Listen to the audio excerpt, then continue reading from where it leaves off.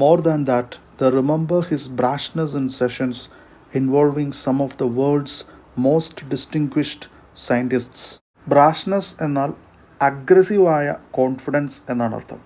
അപ്പോൾ 1965 മുതൽ 1970 വരെ അദ്ദേഹത്തെ അറിയുന്ന ആളുകൾ ഓർക്കുന്നത് ലോകത്തിലെ ഏറ്റവും മികച്ച ശാസ്ത്രജ്ഞർ പങ്കെടുക്കുന്ന ക്ലാസ്സുകളിലൊക്കെ അദ്ദേഹത്തിൻ്റെ കോൺഫിഡൻസ് ആയിരുന്നു. While other young researchers kept a reverential silence, Hawking daringly asked unexpected and penetrating questions. He clearly knew what he was talking about. His reputation as a genius, another Einstein, began then. ഇത്തരത്തിൽ വലിയ ശാസ്ത്രജ്ഞർ പങ്കെടുക്കുന്ന ക്ലാസ്സുകളിൽ Hawking വളരെ ധൈര്യത്തോടുകൂടി ചോദ്യങ്ങൾ ചോദിച്ചിരുന്നു. എന്താണ് താൻ ചോദിക്കുന്നതെന്ന് ഉള്ള വ്യക്തമായ ബോധ്യം അദ്ദേഹത്തിനുണ്ടായിരുന്നു. ഇങ്ങനെയാണ് ജീനിയസ് എന്നും മറ്റൊരു ഐൻസ്റ്റൈൻ എന്നുമൊക്കെയുള്ള രീതിയിൽ അദ്ദേഹത്തെ ആളുകൾ വിശേഷിപ്പിക്കാൻ തുടങ്ങിയത്. In 1980, a practical need for funds launched him into a new enterprise that was to have a far-reaching impact on the Hawkings and others all over the world.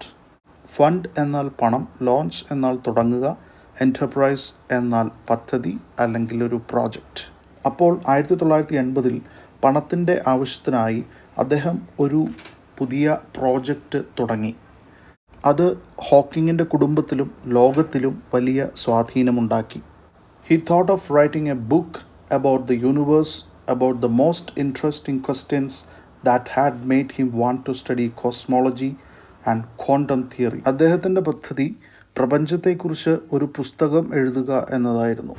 Quantum എന്ന് പറയുന്നത് electro magnetic എനർജിയുടെ ചെറിയ ഒരു അളവിനെയാണ്. അപ്പോൾ quantum theory എന്ന് പറയുന്നത് എനർജിയുമായി ബന്ധപ്പെട്ട ഒരു തിയറിയാണ്. കോസ്മോളജി എന്നാൽ പ്രപഞ്ചത്തെക്കുറിച്ചുള്ള പഠനം. അപ്പോൾ സ്റ്റീവൻ ഹോക്കിങ്ങിനെ കോസ്മോളജിയും ക്വാണ്ടം തിയറിയും പഠിക്കുവാനായിട്ട് പ്രേരിപ്പിച്ച ചോദ്യങ്ങളെക്കുറിച്ചുള്ള ഒരു പുസ്തകം എഴുതാനാണ് അദ്ദേഹം ആഗ്രഹിച്ചത്. അത്തരത്തിലുള്ള ചില ചോദ്യങ്ങൾ താഴെ കൊടുത്തിട്ടുണ്ട്. Where did the universe come from? എവിടെ നിന്നാണ് ഈ പ്രപഞ്ചം വന്നിട്ടുള്ളത്? Is the universe infinite or does it have any boundaries? Infinite എന്നാൽ അനന്തമായത്. നമ്മുടെ പ്രപഞ്ചം അനന്തമാണോ അല്ലെങ്കിൽ അതിന് അതിരുകളുണ്ടോ? Will it come to an end? അത് അവസാനിക്കുമോ? If so how?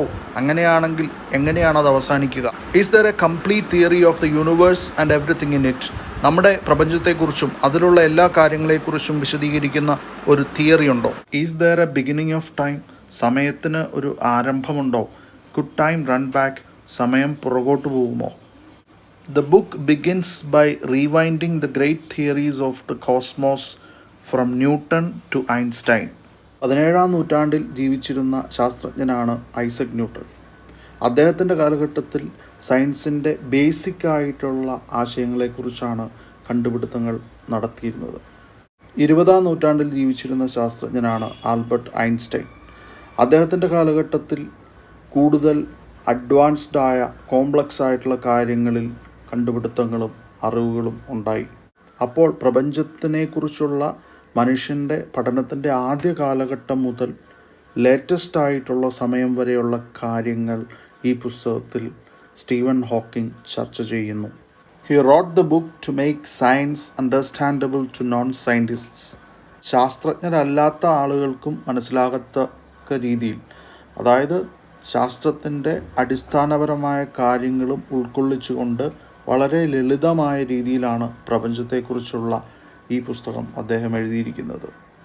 He completed the first draft in 1984. While the revision process was going on, he made a trip to Switzerland. There he was down with pneumonia and was left on a life support system. 1984 പുസ്തകത്തിൻ്റെ draft അല്ലെങ്കിൽ പൂർണ്ണമായിട്ടും തെറ്റുകൾ clear ചെയ്തതല്ല, എന്നാൽ ഏകദേശം പൂർണ്ണമായ ഒരു രൂപം അദ്ദേഹം നിർമ്മിച്ചു. ഈ പുസ്തകത്തിലെ തെറ്റുകളൊക്കെ തിരുത്തുന്നതിന് ഉള്ള ഒരു റിവിഷൻ പ്രോസസ്സ് നടന്നുകൊണ്ടിരിക്കുന്ന സമയത്ത് അദ്ദേഹം സ്വിറ്റ്സർലൻഡിലോട്ട് ഒരു യാത്ര പോയി. അവിടെ വെച്ച് അദ്ദേഹത്തിന് ന്യൂമോണിയ പിടിപെട്ടു. ന്യൂമോണിയ വളരെ സീരിയസ് ആയിട്ടുള്ള അസുഖമാണ്. ശ്വാസകോശത്തിനെ ബാധിക്കുന്ന അസുഖമാണ്. അതുവഴി ശ്വസനം ബുദ്ധിമുട്ടിലാകുന്നു. അങ്ങനെ ലൈഫ് സപ്പോർട്ട് സിസ്റ്റത്തിൻ്റെ സഹായത്തോടുകൂടി ജീവൻ നിലനിൽക്കുന്ന സാഹചര്യത്തിൽ എത്തി. ലൈഫ് സപ്പോർട്ട് സിസ്റ്റം എന്നത് സ്വന്തമായി ശ്വസിക്കാനൊന്നും പറ്റാത്ത സാഹചര്യത്തിൽ രോഗികളെ അവരുടെ ജീവൻ നിലനിർത്തുന്നതിന് സഹായിക്കുന്ന ഉപകരണമാണ്. Doctors gave a choice as to whether a tracheotomy operation which would remove his windpipe should be conducted or not. ട്രക്കിയോട്ടമി എന്നാൽ ശ്വസിക്കാൻ ബുദ്ധിമുട്ടുള്ള സാഹചര്യത്തിൽ ട്രക്കിയിൽ അല്ലെങ്കിൽ ശ്വാസനാളത്തിൽ ഒരു ഹോളിട്ട് ഒരു തുളയിട്ട് ശ്വസനം സാധ്യമാക്കുന്ന ഓപ്പറേഷനാണ്. ഈ ഓപ്പറേഷൻ നടത്തണമോ വേണ്ടയോ എന്നുള്ള തീരുമാനം അദ്ദേഹത്തിൻ്റെ ഭാര്യയായ ജെയിൻ വൈൽഡിന് മുന്നിൽ ഡോക്ടർമാർ വെച്ചു. It might save his life, but afterwards he would never again be able to speak or make a vocal sound. നമ്മൾ സംസാരിക്കുന്നത് വായിലൂടെ പോകുമ്പോൾ വോക്കൽ ഓർഗൻസ് ആയിട്ടുള്ള നാക്ക്, ചുണ്ടുകൾ മുതലായവയുടെ ചലനവും അതുപോലെ അതിൻ്റെ പൊസിഷനും അനുസരിച്ചാണ് പല രീതിയിലുള്ള ശബ്ദങ്ങൾ നമ്മൾ പുറപ്പെടുവിക്കുന്നത്. പക്ഷേ തൊണ്ടയിൽ ഒരു തുളയിട്ട് വായു അതിലൂടെ പുറത്തുവിടുകയും അകത്തോട്ടെടുക്കുകയും ചെയ്യുന്ന സാഹചര്യത്തിൽ വായു ഒരിക്കലും വായിലൂടെ വരുന്നില്ല. അതുകൊണ്ട് തന്നെ ഈ ഒരു ഓപ്പറേഷൻ നടത്തിയ ആളുകൾക്ക് പിന്നീട് സംസാരിക്കാൻ സാധിക്കുകയില്ല. പക്ഷേ ഈ ഒരു ഓപ്പറേഷൻ അദ്ദേഹത്തിൻ്റെ ജീവൻ രക്ഷിച്ചേക്കാം. വിത്ത് ഗ്രേവ് മിസ്ഗിവിങ്സ് ജെയിൻ കൺസെൻറ്റഡ്. വലിയ ആശങ്കകളോടുകൂടി ജെയിൻ ഈ ഓപ്പറേഷന് സമ്മതിച്ചു. The future looked very bleak, Jane remarked. Hawking could no longer breathe through his mouth and nose, but only through a permanent opening made in his throat. After many weeks of intensive care, he went home to join Jane and his 3 children. ബ്ലീക്ക് എന്നാൽ പ്രതീക്ഷയില്ലാത്ത. ജെയിനിൻ്റെ അഭിപ്രായത്തിൽ ഭാവി പ്രതീക്ഷയില്ലാത്തതായിട്ട് തോന്നി. Hawking ഇപ്പോൾ ശ്വസിക്കുന്നത് അദ്ദേഹത്തിൻ്റെ തൊണ്ടയിലുള്ള സുഷിരത്തിലൂടെയാണ്. വളരെ ആഴ്ചകൾ ICUവിൽ കിടന്നതിന് ശേഷം അദ്ദേഹം ജെയിനിനും അവരുടെ 3 കുട്ടികളോടൊപ്പം ചേരാനായി വീട്ടിലെത്തി. He was still too weak and ill to continue his research. Walt Wolters, a computer expert in California, sent him a program he had developed called the Equalizer, which allowed Hawking to select words from the screen. ആശുപത്രി വിട്ടെങ്കിലും അദ്ദേഹം അവശനായിരുന്നു. അദ്ദേഹത്തിൻ്റെ research മുന്നോട്ട് കൊണ്ടുപോകാൻ സാധിക്കുന്ന രീതിയിലുള്ള ആരോഗ്യം അദ്ദേഹത്തിനുണ്ടായിരുന്നില്ല. ഈ സമയത്ത് അമേരിക്കയിലെ കാലിഫോർണിയ നഗരത്തിലുള്ള വാൾട്ട് വോൾട്ടേഴ്സ് എന്ന ഒരു കമ്പ്യൂട്ടർ എക്സ്പെർട്ട്, അദ്ദേഹം ഡെവലപ്പ് ചെയ്ത ഒരു കമ്പ്യൂട്ടർ പ്രോഗ്രാം, ഇക്വലൈസർ എന്നാണ് അതിൻ്റെ പേര്, ഇത് ഹോക്കിങ്ങിന് അയച്ചു കൊടുത്തു. ഈ ഒരു പ്രോഗ്രാം ഉപയോഗിച്ചുകൊണ്ട് കമ്പ്യൂട്ടർ സ്ക്രീനിൽ നിന്നും ഹോക്കിങ്ങിന് വാക്കുകൾ സെലക്ട് ചെയ്യാൻ സാധിക്കുമായിരുന്നു. He thought he would be unable to finish his book. With the support of his student Brian Witt, A Brief History of Time was published in 1988. അദ്ദേഹത്തിന് ഈ പുസ്തകം പൂർത്തീകരിക്കാൻ സാധിക്കില്ല എന്ന് തോന്നി. പക്ഷേ അദ്ദേഹത്തിൻ്റെ സ്റ്റുഡൻ്റായ ബ്രയൻ വിറ്റിൻ്റെ സഹായത്തോടുകൂടി 1988 A brief history of time എന്ന പുസ്തകം പബ്ലിഷ് ചെയ്തു. ഈ പുസ്തകം വലിയ വിജയമായി മാറി. വളരെയധികം കോപ്പികൾ വിറ്റഴിക്കപ്പെട്ടു. ഈ പുസ്തകം അദ്ദേഹത്തിന് നല്ല രീതിയിൽ പണം ഉണ്ടാക്കി കൊടുത്തു. അതുപോലെ തന്നെ ഇതിൻ്റെ പ്രസിദ്ധീകരണത്തോടുകൂടി ഇദ്ദേഹം വലിയ ഒരു സെലിബ്രിറ്റിയായി മാറി. ലോകം മുഴുവൻ അറിയപ്പെടുന്ന ഒരു വ്യക്തിയായി സ്റ്റീവൻ ഹോക്കിംഗ് മാറി. ഈ പുസ്തകത്തിൻ്റെ കോണ്ടൻസ് ആണ് ഇവിടെ കൊടുത്തിരിക്കുന്നത്. 12 ചാപ്റ്ററുകളുണ്ട്. Chapter 1, Our Picture of the Universe. Chapter 2, Space and Time. Chapter 3, The Expanding Universe. Chapter 4, The Uncertainty Principle. Chapter 5, Elementary Particles and Forces of Nature. Chapter 6, Black Holes. Chapter 7, Hawking Radiation. Chapter 8, The Origin and Fate of the Universe. Chapter 9, The Arrow of Time. Chapter 10, Wormholes and Time Travel. Chapter 11, The Unification of Physics. Chapter 12, Conclusion. Interstellar എന്ന ഒരു മൂവിയുണ്ട്. അതിൽ നായക കഥാപാത്രം മറ്റൊരു ഗ്രഹം സന്ദർശിക്കുന്നു. അവിടത്തെ 1 മണിക്കൂർ ഭൂമിയിലെ 75 വർഷങ്ങളാണ്.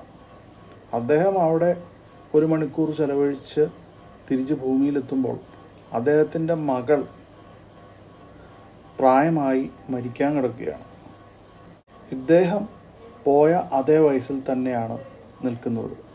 ഇത്തരത്തിലുള്ള വളരെ ഇൻട്രസ്റ്റിംഗ് ആയിട്ടുള്ള കാര്യങ്ങൾ സ്റ്റീവൻ ഹോക്കിങ്ങിൻ്റെ പുസ്തകത്തിലും ചർച്ച ചെയ്യുന്നതുകൊണ്ട് ഇത് വലിയ വിജയമായി മാറി. September 2005 saw the release of an abridged version of the original book. This version was updated to address the new issues that had arisen due to further scientific developments.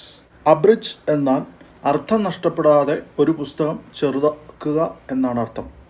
അപ്പോൾ ആ രീതിയിൽ ഈ പുസ്തകം ചെറുതാക്കിക്കൊണ്ട് 2005 സെപ്റ്റംബറിൽ ഒന്നുകൂടി പബ്ലിഷ് ചെയ്തു. ശാസ്ത്രത്തിലുണ്ടായ മാറ്റങ്ങൾ ഉൾക്കൊള്ളിക്കാൻ വേണ്ടിയാണ് ഈ പുസ്തകം വീണ്ടും പ്രസിദ്ധീകരിച്ചത്. One will encounter A multitude of paradoxes in the book.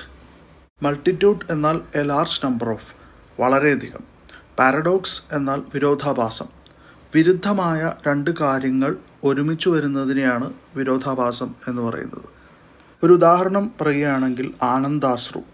ആ അവസ്ഥയിൽ സന്തോഷമുണ്ട്, അതുപോലെ തന്നെ കണ്ണീരുമുണ്ട്. രണ്ട് വിരുദ്ധമായ കാര്യങ്ങൾ ഒരുമിച്ച് വരുന്നു. ഇത്തരത്തിലുള്ള സാഹചര്യങ്ങളെയാണ് പാരഡോക്സ് എന്ന് പറയുന്നത്. അപ്പോൾ ഇത്തരത്തിലുള്ള പാരഡോക്സസ് അല്ലെങ്കിൽ വിരോധാഭാസങ്ങൾ നിറഞ്ഞതാണ് ഹോക്കിങ്ങിൻ്റെ ഈ പുസ്തകം. In science and with people things are often not what they seem and pieces that ought to fit together refuse to do so. ശാസ്ത്രത്തിലും മനുഷ്യൻ്റെ കാര്യത്തിലും നമ്മൾ കാണുന്നതായിരിക്കില്ല സത്യം. ഒരുമിച്ച് കൂടേണ്ട കാര്യങ്ങൾ ചിലപ്പോൾ അതിന് വിസമ്മതിച്ചേക്കാം.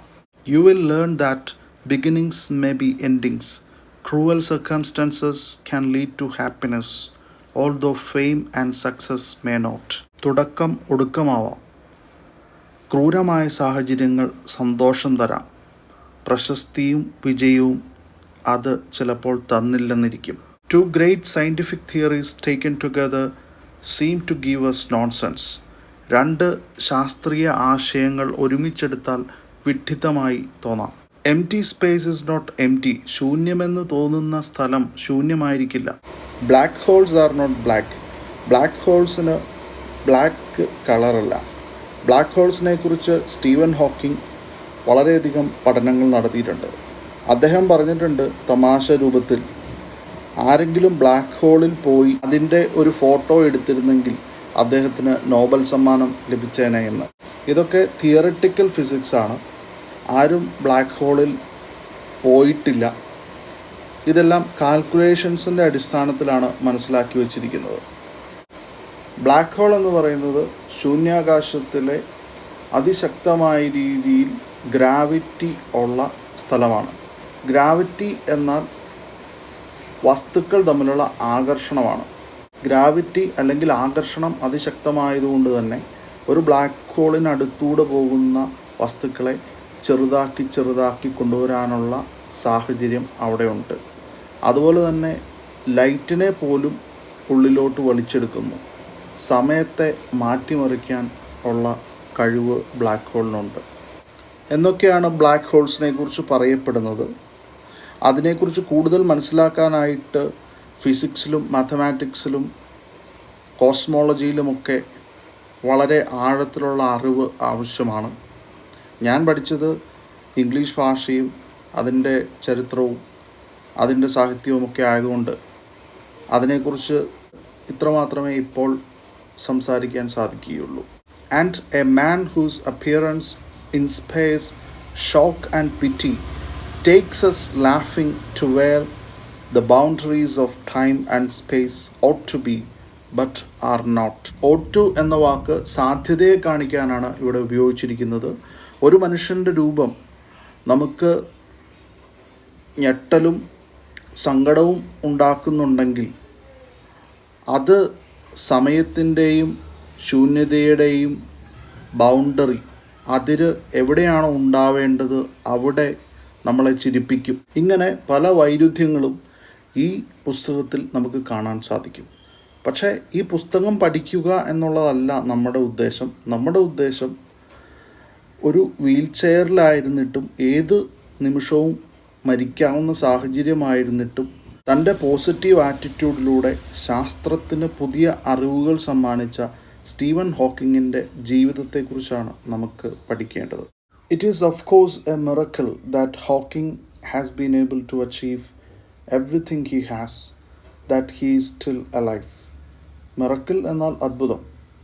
സ്റ്റീവൻ ഹോക്കിംഗ് ഇത്രയും കാര്യങ്ങൾ അദ്ദേഹത്തിൻ്റെ ജീവിതത്തിൽ നേടി, ഇത്രയും നാൾ അദ്ദേഹം ജീവിച്ചിരുന്നു എന്നത് തീർച്ചയായിട്ടും ഒരു അത്ഭുതമാണ്.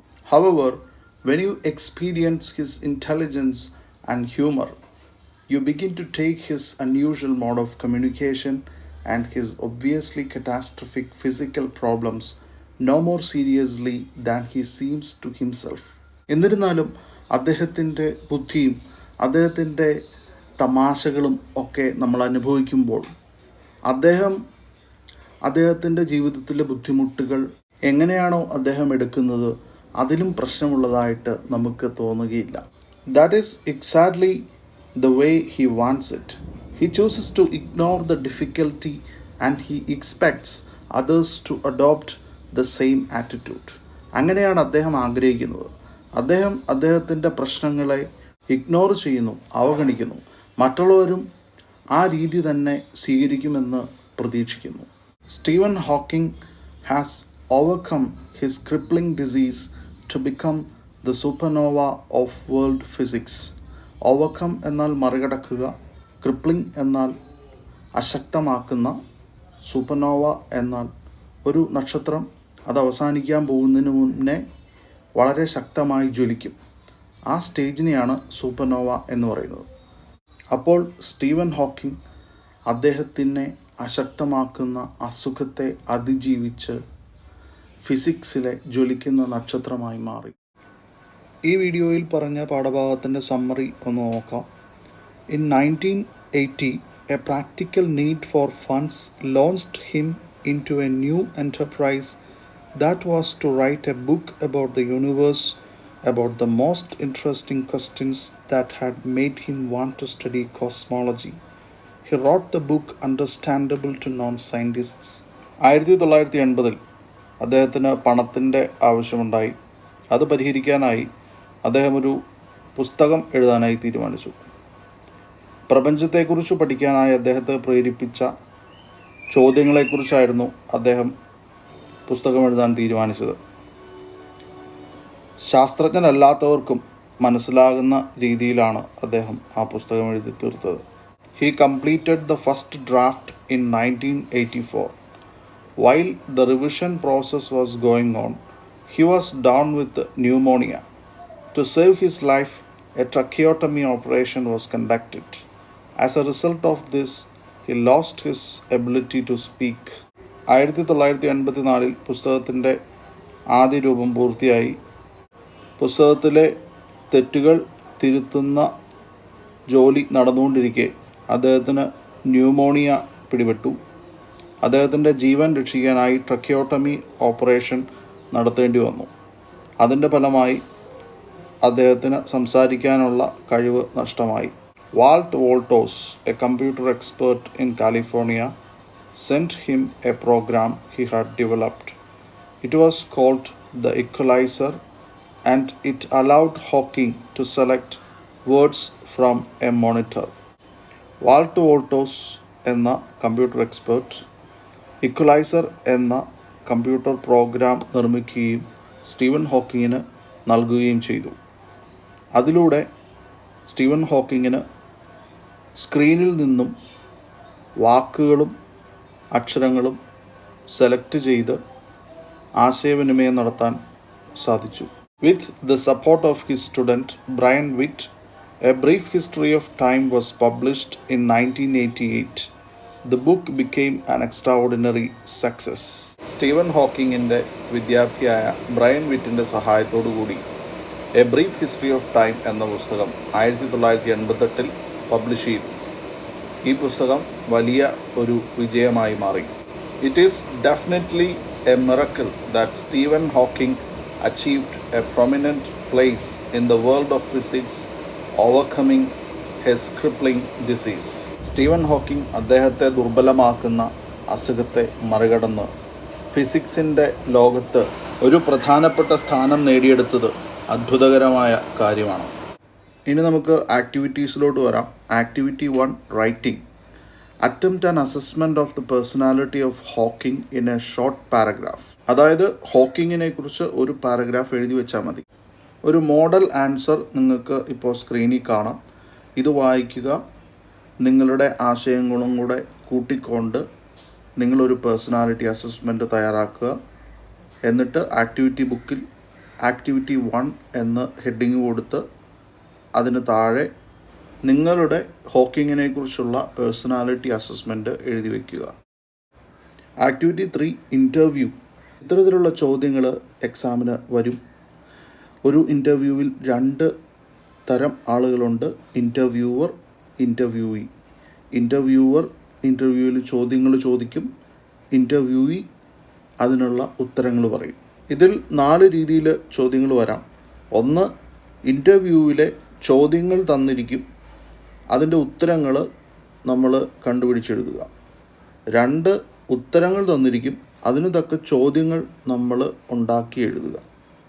3, ഒരു ഇൻ്റർവ്യൂവിലെ ചോദ്യങ്ങളും ഉത്തരങ്ങളും നമ്മൾ തന്നെ കണ്ടുപിടിച്ച് എഴുതുക. 4, ഉത്തരങ്ങളൊന്നും തന്നിട്ടുണ്ടാവില്ല, പക്ഷേ ഒരു ഇൻ്റർവ്യൂവിൽ ചോദിക്കാൻ പറ്റിയ ചോദ്യങ്ങൾ ഉണ്ടാക്കി എഴുതുക. ഈ ആക്ടിവിറ്റി നിങ്ങൾ ആക്ടിവിറ്റി ബുക്കിലോട്ട് ചെയ്തു വെക്കേണ്ടതില്ല. എക്സാമിന് ഇത്തരത്തിലുള്ള ചോദ്യങ്ങൾ വരും എന്ന് മനസ്സിലാക്കാൻ വേണ്ടി ഞാൻ ഇവിടെ ഡിസ്കസ് ചെയ്തതാണ്. Activity 4, profile. ഇത്തരത്തിലുള്ള ചോദ്യങ്ങൾ എക്സാമിന് വരും. എന്തിനെക്കുറിച്ചെങ്കിലുമുള്ള വിവരണമാണ് പ്രൊഫൈൽ എന്ന് പറയുന്നത്. +2 മോഡൽ എക്സാമിനേഷന് വന്ന ചോദ്യമാണ് ഇവിടെ കൊടുത്തിട്ടുള്ളത്. വങ്കാരി മാതായി എന്ന സാമൂഹ്യ പ്രവർത്തകയെക്കുറിച്ചുള്ള പ്രൊഫൈൽ തയ്യാറാക്കാനാണ് ചോദ്യം. അതിൽ അവരെക്കുറിച്ചുള്ള ഡീറ്റെയിൽസ് കൊടുത്തിട്ടുണ്ട്. അത് വെച്ചുകൊണ്ട് നമ്മൾ അവരെക്കുറിച്ചുള്ളൊരു വിവരണം, ഒരു പ്രൊഫൈല് തയ്യാറാക്കിയാൽ മതി. 5 മാർക്കാണ് ഈ ചോദ്യത്തിനുള്ളത്. അടുത്തതായിട്ട് കൊഹിസീവ് ഡിവൈസസിനെ കുറിച്ച് ഈ ലെസണിൽ പറയുന്നുണ്ട്. കൊഹിഷൻ എന്നാൽ ഒരുമ, ഡിവൈസ് എന്നാൽ ഉപാധി. അപ്പോൾ ഒരുമയ്ക്ക് വേണ്ടിയുള്ള ഉപാധി എന്നാണ് ഈ വാക്കിൻ്റെ അർത്ഥം. ഇതിൻ്റെ ഡെഫിനിഷൻ നമുക്കൊന്ന് നോക്കാം. Cohesive devices are words that hold the text together.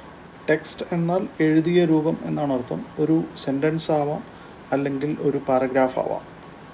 അപ്പോൾ കൊഹിസീവ് ഡിവൈസസ് എന്നത് ഒരു സെൻറ്റൻസിനെയോ പാരഗ്രാഫിനെയോ ഒരുമിച്ച് നിർത്തുന്ന വാക്കുകളാണ്. നമ്മുടെ ടെക്സ്റ്റിൽ അത്തരത്തിലുള്ള 10 വാക്കുകൾ കൊടുത്തിട്ടുണ്ട്. അതൊന്ന് മനസ്സിലാക്കി വയ്ക്കുക.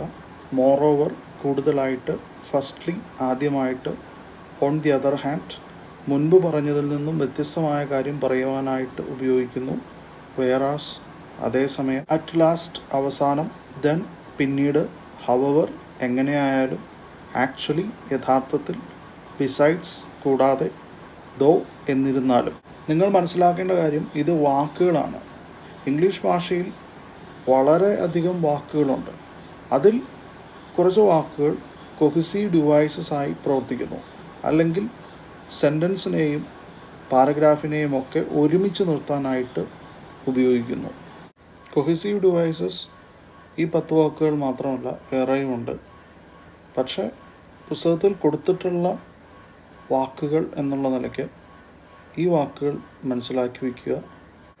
ഇതുമാത്രമല്ല, വളരെയധികം കൊഹിസീവ് ഡിവൈസസ് ഉണ്ട്. പക്ഷേ ഈ ടെക്സ്റ്റിൽ കൊടുത്തിട്ടുള്ള 10 വാക്കുകളെങ്കിലും നമ്മൾ പരീക്ഷയ്ക്കായിട്ട് മനസ്സിലാക്കിയിരിക്കുക. എക്സാമിന് ഇതുമായിട്ട് ബന്ധപ്പെട്ട് ഫിൽ ദ ബ്ലാങ്ക്സ് ചോദ്യങ്ങളാണ് വരുന്നത്. അത്തരത്തിലൊരു ചോദ്യം നമുക്ക് പരിശോധിക്കാം. Cycling is a good exercise dash it helps you to save money. However, moreover. However എന്നാൽ എന്നിരുന്നാലും, മോറോവർ എന്നാൽ കൂടുതലായിട്ട്, കോൺസിക്വൻ്റ്ലി എന്നാൽ തൽഫലമായിട്ട്. കൊഹിസീവ് ഡിവൈസസ് എന്നത് വാക്കുകളാണ്. അപ്പോൾ ഇത്തരത്തിലുള്ള ചോദ്യങ്ങൾ വരുമ്പോൾ ആ വാക്കിൻ്റെ അർത്ഥം നോക്കുക. എന്നിട്ട് ഏറ്റവും നന്നായി ഒത്തുപോകുന്ന അർത്ഥമുള്ള വാക്ക് ഉത്തരമായിട്ട് എഴുതുക. ഈ ചോദ്യത്തിൽ പറയുന്നത് സൈക്ലിംഗ് നല്ല എക്സസൈസാണ്. കൂടുതലായിട്ട് ഇത് നമ്മളെ പണം ലാഭിക്കാനായി സഹായിക്കുന്നു. അപ്പോൾ കൂടുതലായിട്ട് എന്നർത്ഥമുള്ള മോറോവറാണ് ഇവിടെ ഏറ്റവും നന്നായി ഒത്തുപോകുന്നത്. പലപ്പോഴും ഇത്തരം ചോദ്യങ്ങളുടെ കാര്യത്തിൽ നമുക്ക് കൺഫ്യൂഷൻസ് തോന്നാറുണ്ട്. പക്ഷേ കൊഹിസീവ് ഡിവൈസസ് എന്ന് പറയുന്നത് വാക്കുകളാണ്. ആ വാക്കിൻ്റെ അർത്ഥം അനുസരിച്ച് ഏറ്റവും കൃത്യതയുള്ളത് എന്ന് തോന്നുന്നത് നമ്മൾ എടുത്തെഴുതുക. അതിൽ കൂടുതലൊന്നും അവിടെ നമുക്ക് ചെയ്യാനില്ല. ഈ യൂണിറ്റിൽ ഡിസ്കസ് ചെയ്യുന്ന മറ്റൊരു കാര്യം കൊളോക്കേഷനാണ്. Collocation is the combination of words which is used regularly. അതായത് ചില വാക്കുകൾ പതിവായി നമ്മൾ ഒരുമിച്ച് ഉപയോഗിക്കാറുണ്ട്. ഉദാഹരണത്തിന് ബ്രെഡ് ആൻഡ് ബട്ടർ. ഇത്തരത്തിലുള്ള കോമ്പിനേഷനുകളെയാണ് കൊളോക്കേഷൻ എന്ന് പറയുന്നത്. ടെക്സ്റ്റിൽ കൊളോക്കേഷൻസിന് കുറച്ച് ഉദാഹരണങ്ങൾ കൊടുത്തിട്ടുണ്ട്. ക്രൗണിംഗ് അച്ചീവ്മെൻറ്റ്, വലിയ വിജയം; ഡ്രമാറ്റിക് ഇംപ്രൂവ്മെൻറ്റ്, വലിയ പുരോഗതി; മെയ്ഡ് എ ബ്രേക്ക് ത്രൂ, പ്രധാനപ്പെട്ട ഡെവലപ്മെൻറ്റ്; ബ്രില്യൻ സക്സസ്, വലിയ വിജയം; enjoy the fruits of hard work, കഠിനാധ്വാനത്തിൻ്റെ ഫലം ലഭിക്കുക; ബ്രോട്ട് ഔട്ട് ദ ബെസ്റ്റ്, ഏറ്റവും നല്ലത് പുറത്തെടുക്കുക; ഓൺ ദ റെസ്പെക്റ്റ് ഓഫ്, ആളുകളുടെ ബഹുമാനം നേടുക; റിമാർക്കബിൾ അച്ചീവ്മെൻറ്റ്, വലിയ നേട്ടം. എക്സാമിനായിട്ട് ഇത്രയെങ്കിലും കൊളോക്കേഷൻസ് മനസ്സിലാക്കി പോവുക.